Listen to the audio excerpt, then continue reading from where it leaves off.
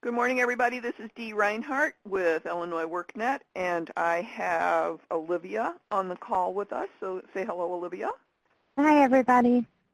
And we are starting our DHS Technical Assistance webinar. So if you have any specific items that you need for us to discuss, please mark them in the chat pod below where you have checked in by region. And we'll get started with our agenda while we're waiting for you guys to check off some items. One of the things that we want to talk about this morning is eligibility review. So what I'm going to do is I'm going to bring my screen up and over. And on a customer's profile where we have a profile with somebody in it, we've had 3 instances this week from 3 different DHS offices where the staff called either Olivia or I and said, well, why doesn't the assignment go through? And the assignment doesn't go through because you haven't completed the eligibility review. So all of the steps have not been completed in the system, in the EPIC system, for you to be able to have the assignment come through. We're not talking about numbers being wrong. We're just talking about you have to complete all of these steps. You have to go through the recommended training with the customer. If they do not have any recommended programs, you need to look at why. And you can look at this view baseline requirements right here and see what are the programs that they would have been recommended for, view non-recommended programs, and why they are not recommended. So if you go into this area and you see that the person is not willing to pass a drug test, then you need to talk to them and ask them, are you willing to make some changes so that you could pass a drug test? That might open up some programs for them. Or maybe they have something on their background check, or maybe the distance is too far. So as you are looking at these items, you need to make sure that you have either gotten some programs for them to be recommended to, and if they do not have any programs recommended, come up here and view these items, look at the items to make sure that they can potentially make some changes. Then all you have to do is go back to their application and go over some of those items with them. Now, if it remains that they have no programs to be recommended, do not proceed with the randomization, because you'll have somebody that gets randomized and then they don't have any programs to be recommended to. You also need to complete this bottom section, verify eligibility and complete pre-random assignment. And these 3 things need to be selected before the assignment will come through, because you cannot change them once the assignment comes in. So do these steps in order to make sure that things are done appropriately and that everything is flowing properly. Don't go straight from the application to EPIS. We had that situation happen this week as well. So go through the eligibility review steps, then go to EPIS, and then bring in the assignment. Do we have any questions about that? I see a couple people typing. I'm wondering if they're saying good morning.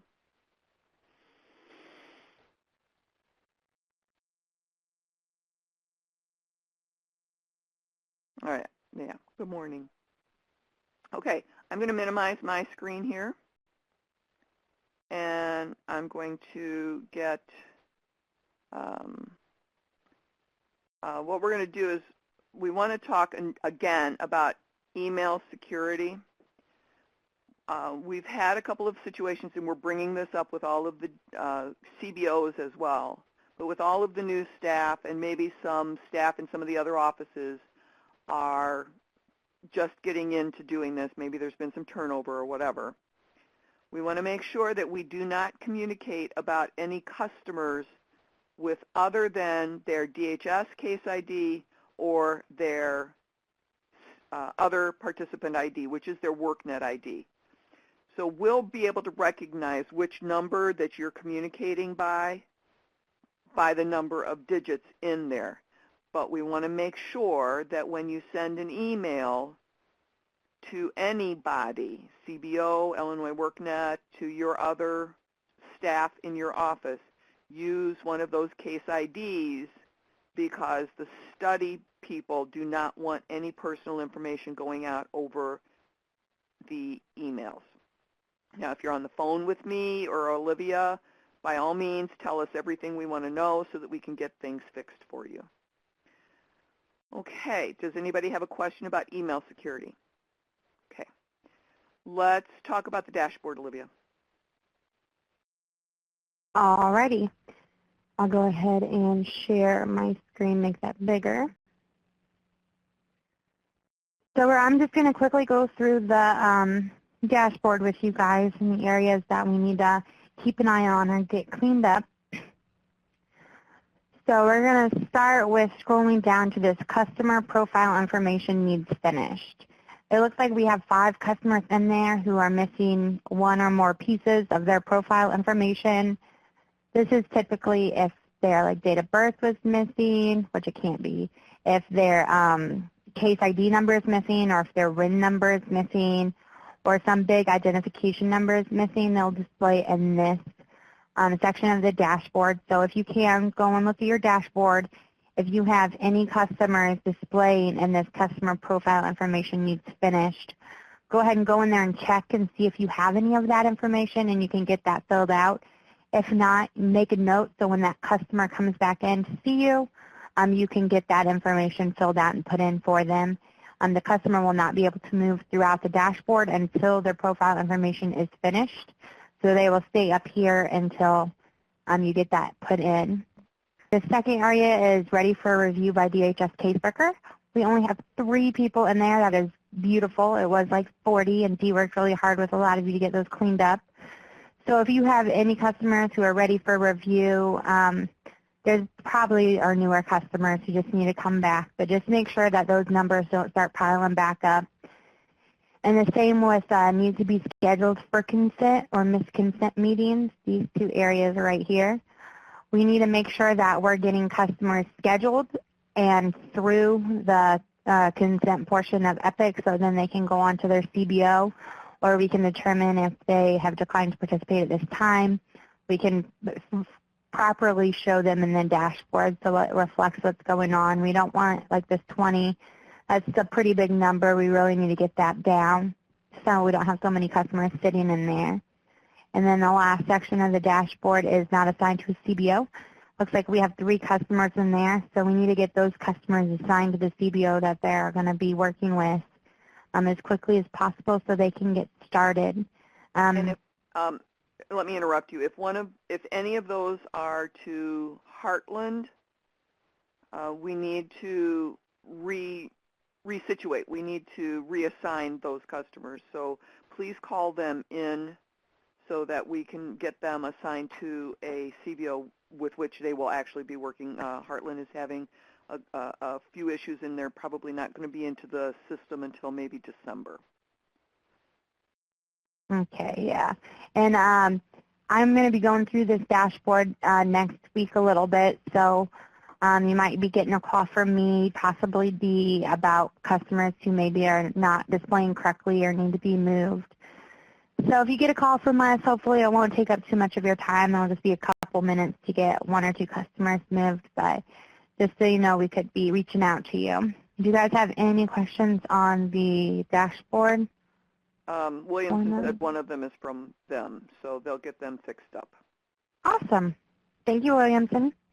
And then I had a call from Southeast. Their hotspot was not working, and I think it was because of the rain. So if any of the others of you experienced issues with the hotspots due to weather glitches, if you want to just raise your hand and let me know.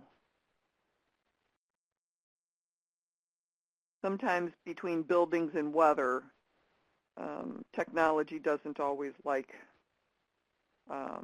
weather. Okay. One of the other things, do you want to go over just reminder, the enroll dashboard and where they need to be checking there as well? And that's probably going to be the managers on the call, but we want to refresh your memory. Yeah, let me pull up test because I have production up right now.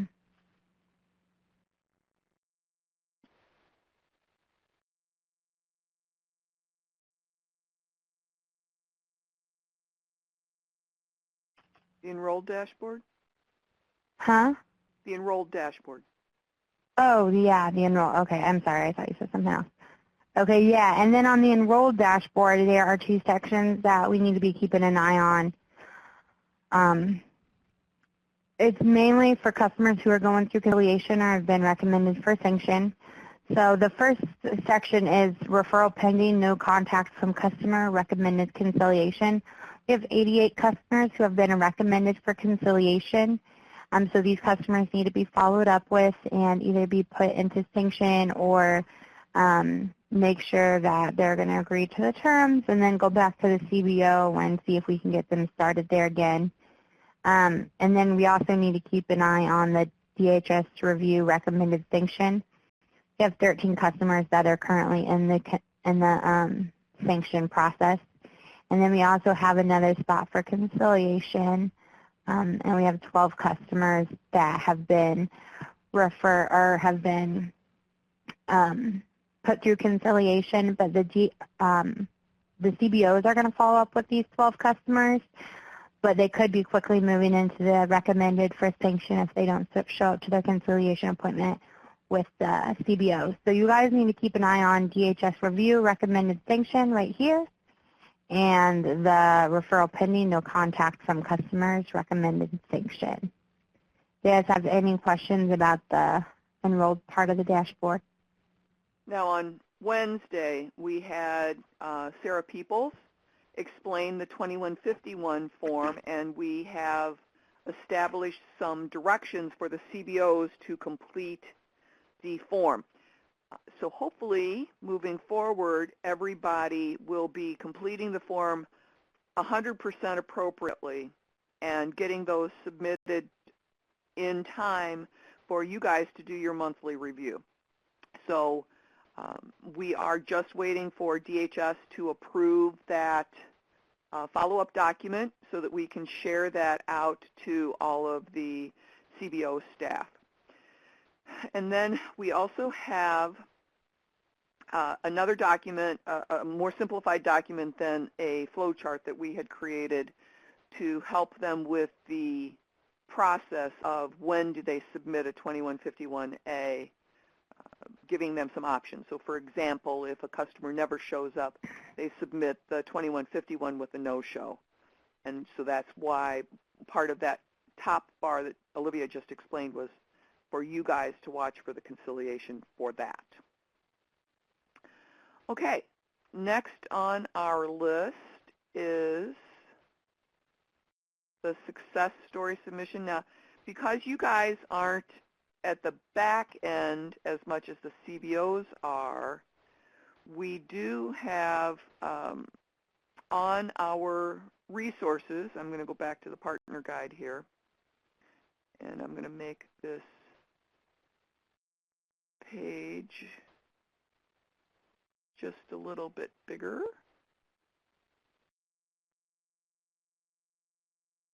On our pilot partner guide, our EPIC program guide, we added a tab here that says Submit a Success Story. So one of the things that we want to do as we're moving forward is if you hear from a customer, if you're doing your follow-up with a customer at that 30, 60, or 90 days, and you hear a great story, you can submit those stories to us. You can also send it to us at epic@illinoisworknet.com for whatever you hear. Maybe you're in the office and somebody, I know I've heard this before, somebody was crying tears of joy because nobody had ever asked them what they wanted to do before. And so because of the EPIC program, they were asked about the different training options that were available to them. So if you have little stories, we call them chicken soup for the DHS worker's soul. If you have any little stories like that, please share those with us so that we can include those in our outreach efforts. I'm starting on the voluntary areas right now to bring some outreach to those areas, but I will be getting to the main offices after we get the voluntary areas done. So if you've got any of those little stories, either send them to us at epic@illinoisworknet.com, and we're going to keep a file of those, or submit your success story to our system on the Partner Program Guide. All right, and now I don't see anybody that has typed anything into the areas.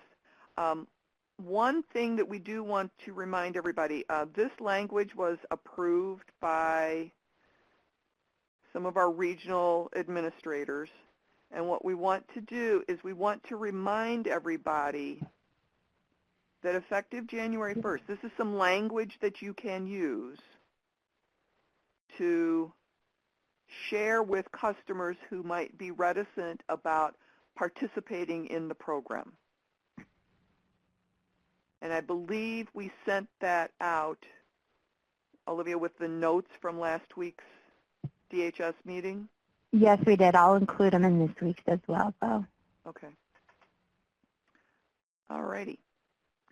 All right, so now what we want to do is we want to go through some of our introductions for some of our CBOs. And first on our list today is Margaret Haywood of Inspiration Corporation. And do you see Margaret on the line?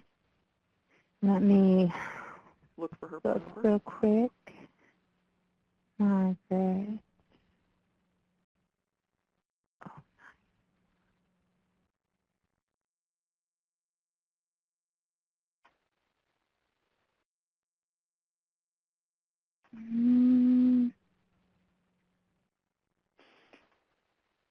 I'm not seeing her. All right. I do know that Paul Zaremba from Southland Healthcare is on the call, so if you want to open up those microphones. Okay, let me see. There's two different possible.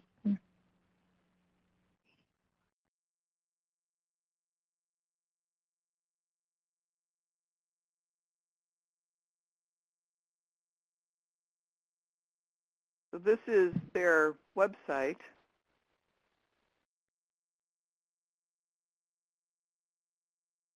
All right, you should be good, Paul.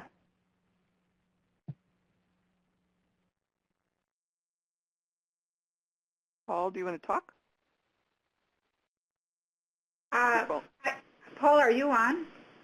I don't think Paul's microphone is turned on. This is Maria from the Southland Healthcare Forum. So, you have Sal with you? He's off-site. Okay. So the people here are with me are Salvador Alcantar. He's a senior case manager. We have James Kanzler, which is our fiscal specialist, myself, Maria Cruz. I'm operations, and Paul is also on the line, but I don't believe his microphone is turned on because it was just going to be us.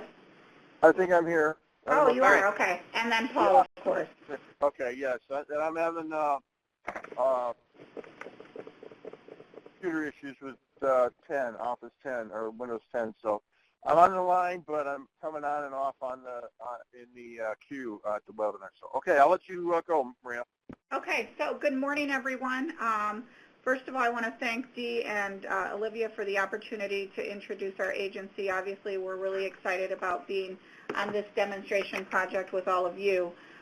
In regards to the forum, I'm just going to say a few words, and then I'm going to turn it over to Sal to talk a little bit more specifically about the CNA program. But the forum was incorporated in 2003 as a 501c3 nonprofit organization.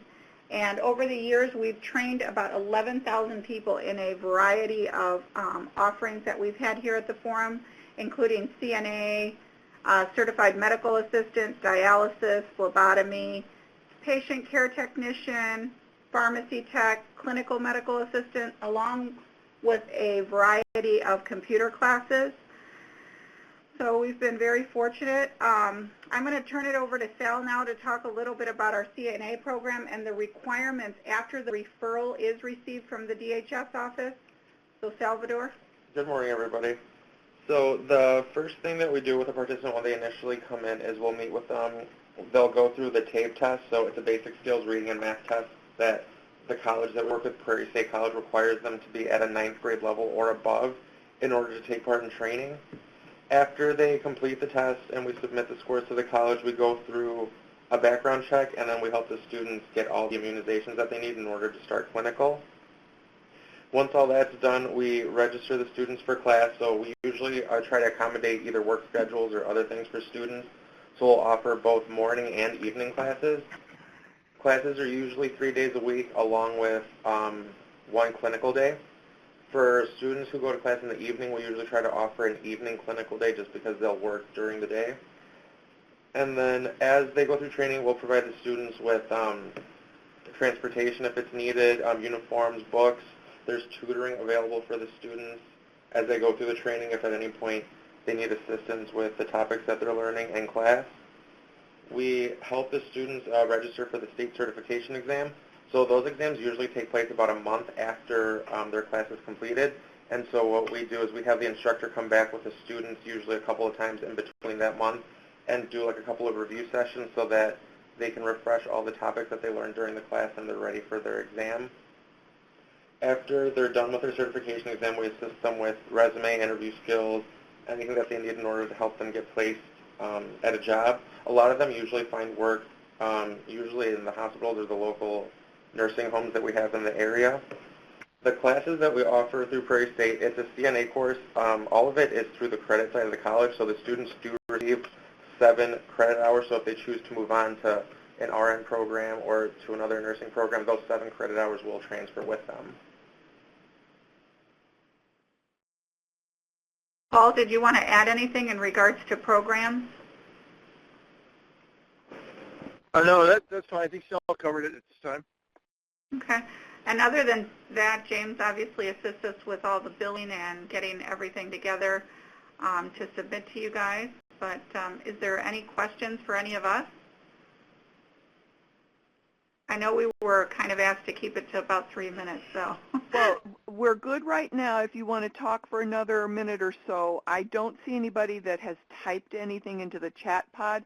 So do you want to talk about where your students have gotten jobs maybe and what you do to help them in the job search process?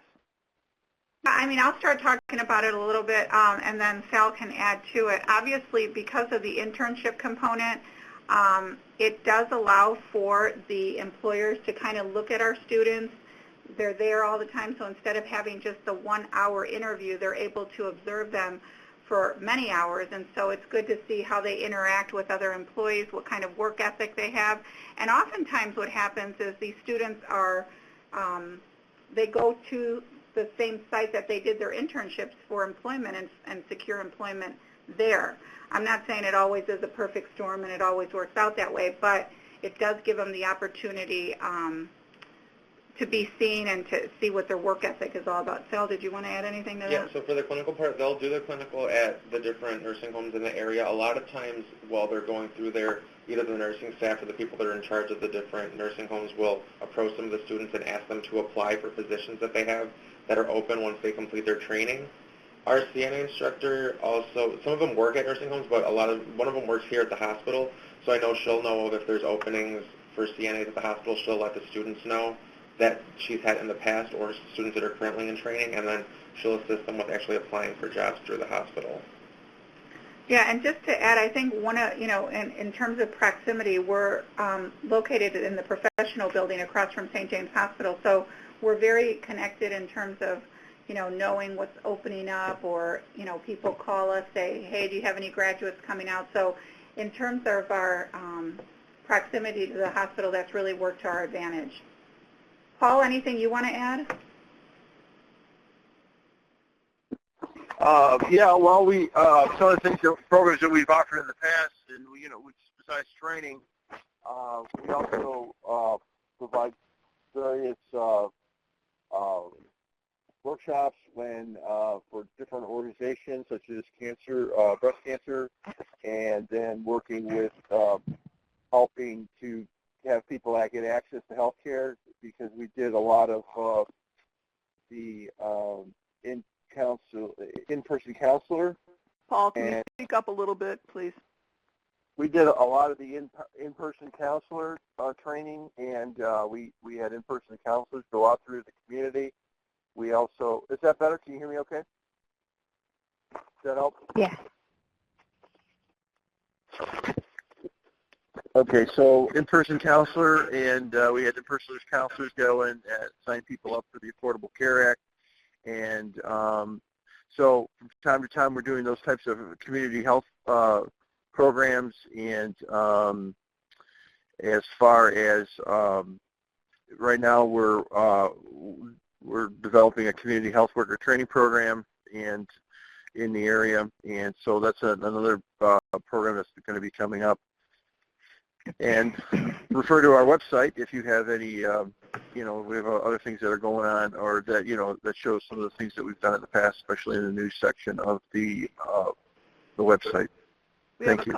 We have a couple of people that are asking how many weeks is your training program, and does that depend on what program the client is taking at Southland? So that does depend on the program. So our CNA program is 9 weeks long. Our clinical medical assistant is about 4.5 months of actual in-class training, and then they do like a 2-month internship. Dialysis pharmacy tech are usually about 9 weeks. And then in the past we did do like an RN program through a different grant that we had. That was depending on what portion of training the student started. The longest was 2 years. We had some students that started their second year, so they only had like a year of training left. But our CNA one is 9 weeks long. Great. Okay, I see Rosalind typing, so I'm not sure if they're typing a question for you.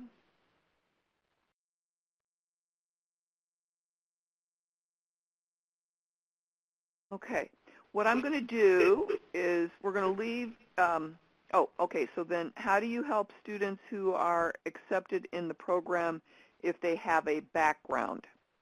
So that's one of the first things that we do with the students. We do the background check. For the CNA program specifically, there's certain backgrounds that they're able to apply for a waiver through the Illinois Department of Public Health.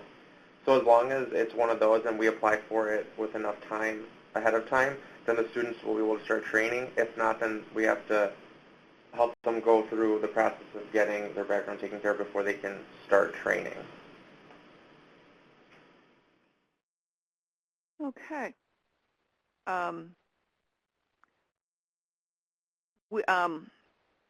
Chris Minter is asking about flyers, but what we do with the programs, Chris, is from the EPIC dashboard, you can, if you're on the eligibility review page and you click on the program right here, if you click on the program right here, it gives you information about the program, and the CBOs have been asked to put as much information. Now this is test, So the CBOs have been asked to put as much information in the program to sell it as they can. And the program description has 2,000 characters that they can use to fill up. We will remind them about that on the Wednesday call with the CBOs. But we don't really want flyers out and about until after the customer has been assigned. So if you want to keep some in a folder or keep the website bookmarked, then you can do that, but we can't have flyers going out to our customers before they've been assigned. Steve, this is Maria real quick. We did go ahead and submit a flyer, though, so it's been uploaded. We have it, yes, we have it on our partner resources on the restricted resources page, but again, they can't give it to the customers until they have, so what we're doing is we're collecting these flyers on the restricted resources page. Thank you for reminding me about that. I forgot that we decided to do that. Hey, Dee, it's Paul Zeruba. We have actually two flyers. We have one that's the flyer that we uploaded is our typical organizational flyer, and we do have a separate Epic flyer that we've created for people that we're looking to do the reverse transfers with. And so Sal may want to talk about, I think we have two Epic iterations of those flyers, but the one that we have uploaded is one specifically for the organization, so it's a general organizational flyer. That's what we thought what we needed to upload. So I'll let you can talk about that, and then Sal can talk about that too. Let's get a flyer about the program itself. That would be useful for caseworkers to give to the customers after they've been assigned. And then Mr. Hill, I think what we'll do is we'll have somebody talk about the background waivers. We had a guest speaker on September 28th that talked about doing waivers and expungement. So what we can maybe do is ask that same guest speaker to come talk to DHS one day. I want to move on to the next CBO, if that's okay with you. Well, Dee, it's Paul Zeruba. Just one quick on the expungement. Typically, because it's so strict in the medical profession, and they do background checks up to 25 or 30 years on some people.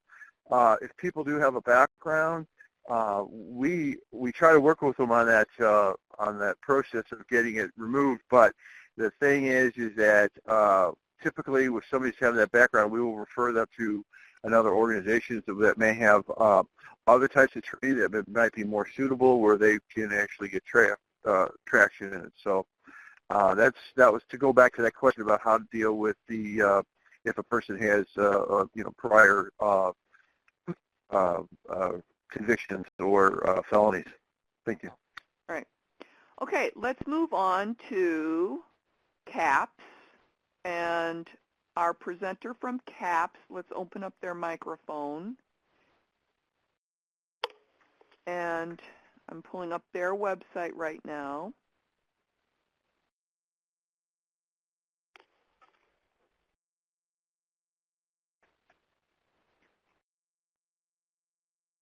And Olivia, have you opened up their microphone?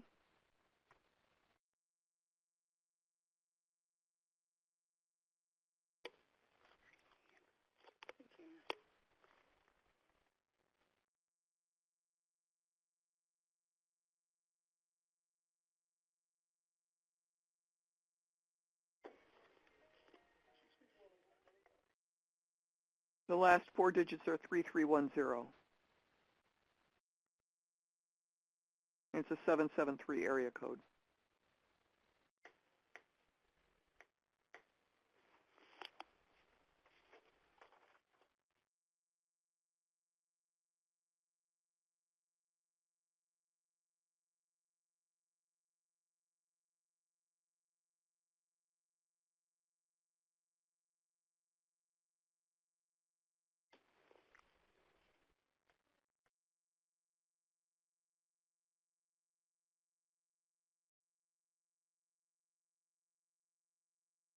Hello?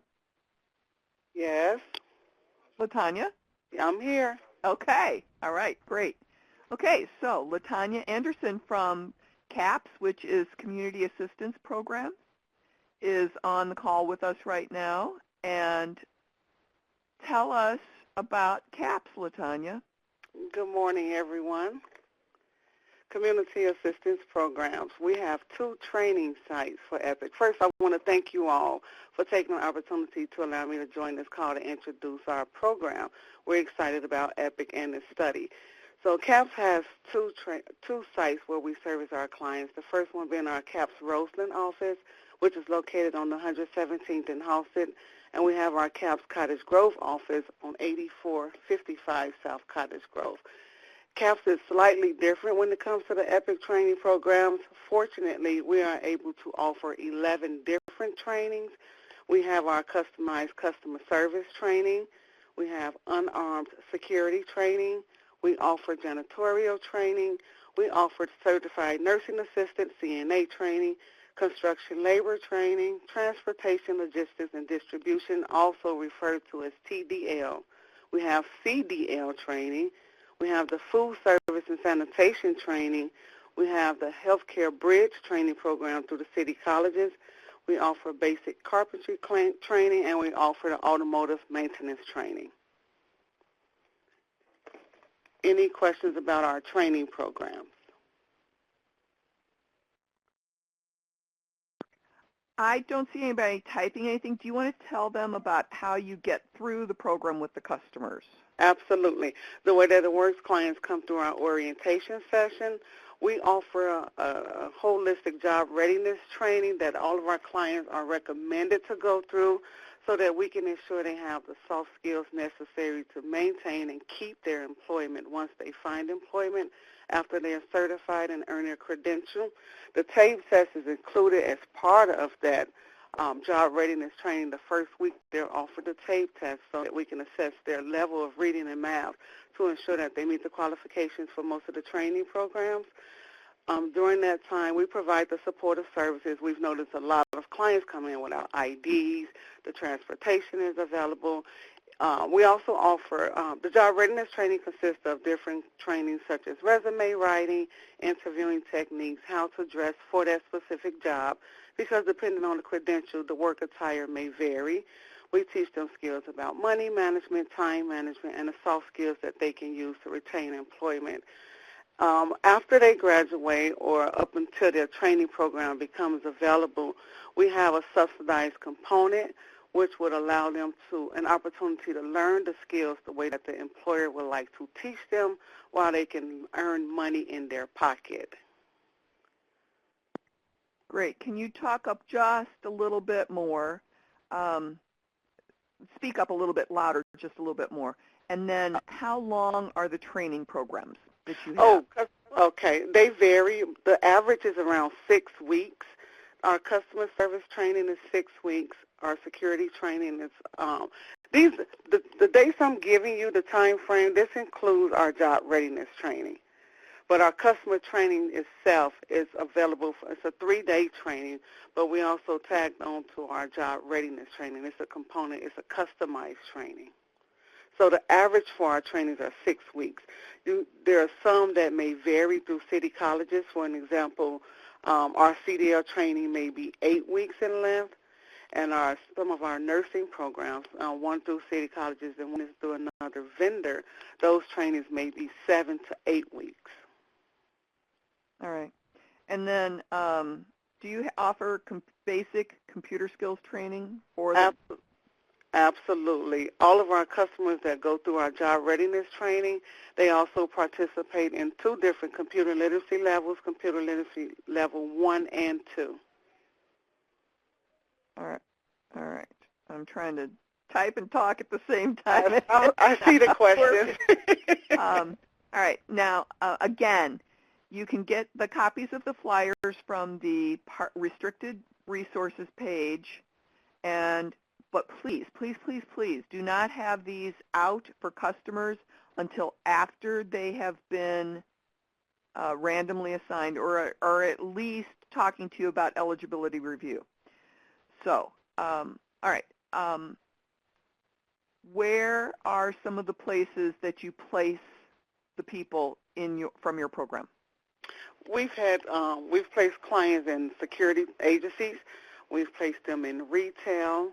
I'm thinking we're looking to place a few actually today in warehouse for the forklift training, those that are certified with their TDL, forklift and OSHA.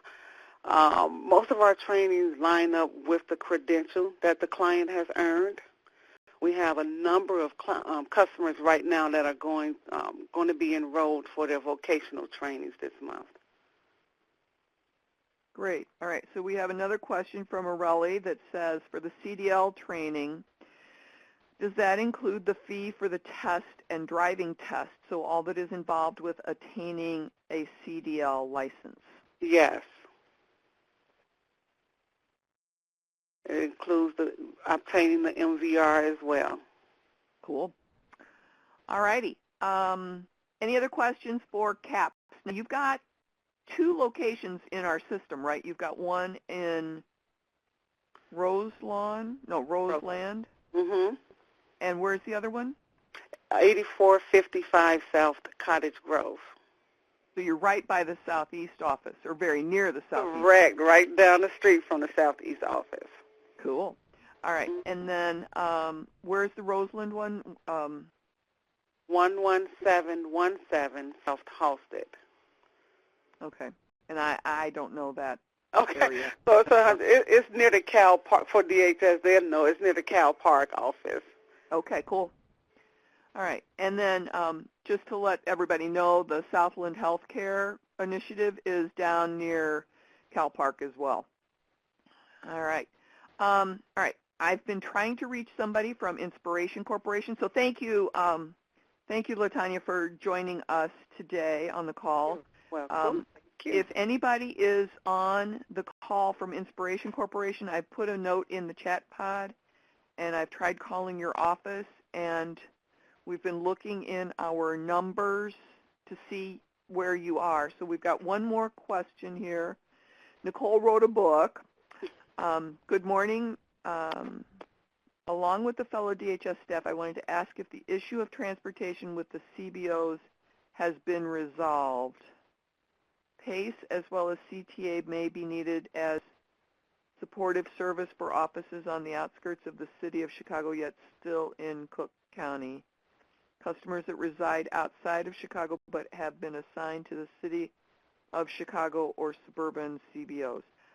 Once the customer has been, now this is my understanding and this is the last piece that I knew about, DHS offices are issuing 6 rides for a customer on a public transportation vehicle so that they can get back and forth to the initial intake orientation and 1 or 2 follow-up appointments. And then after the customer has been assigned to the CBO, then the transportation turns over to the CBO.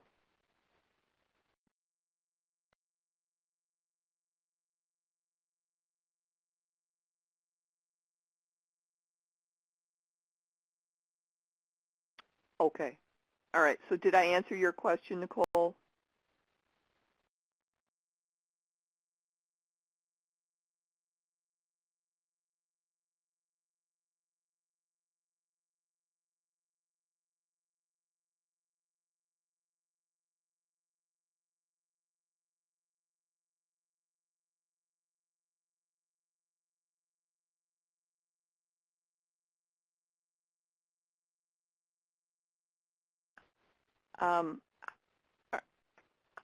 Okay, I need somebody from DHS to chime in on this, because all I know is that after the customer is assigned to the CBO and they're enrolled and things are moving forward, then the CBO handles the transportation for the customer. Before that, that's a DHS policy, so I need answers from DHS. And my understanding was like Rockford does, I believe, $10 or $15, and some of the other areas don't even have public transportation.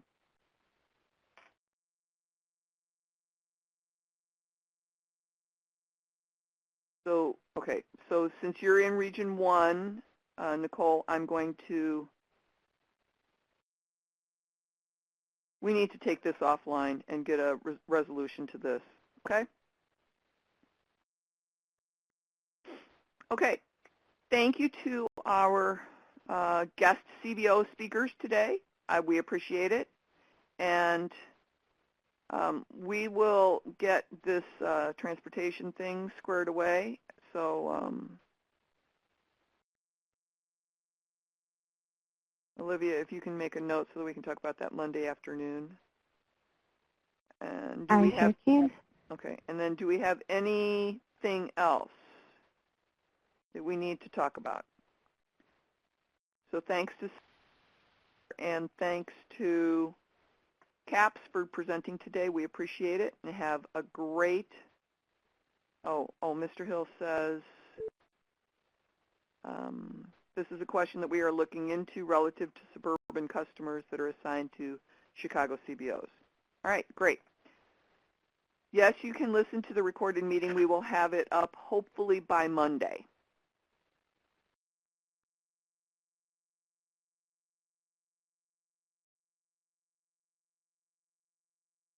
Okie doke.